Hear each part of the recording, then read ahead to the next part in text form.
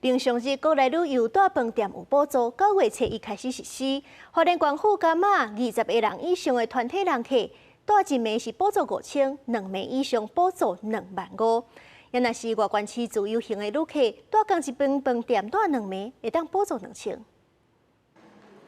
把握歇熱最後幾日，花蓮飯店大廳內的遊客即擺也是真濟。為着應付歇熱結束了後的消費，交通部觀光署推出各類補助，便利住宿加生日優惠券，相關補助3000次，花蓮縣政府閣增加，希望搶到各類補助上濟縣市。20人以上的團遊，那行程前往我們的指定地點，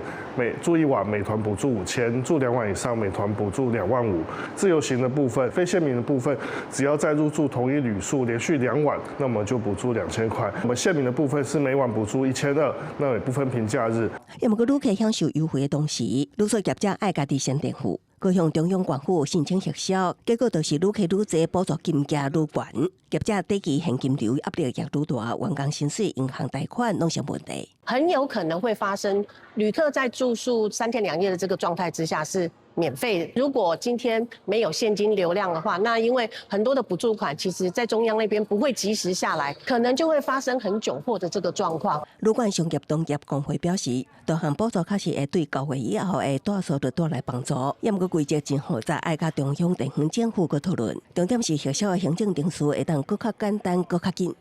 減少繁複的行政程序，讓大家方便申請、方便看得懂規則，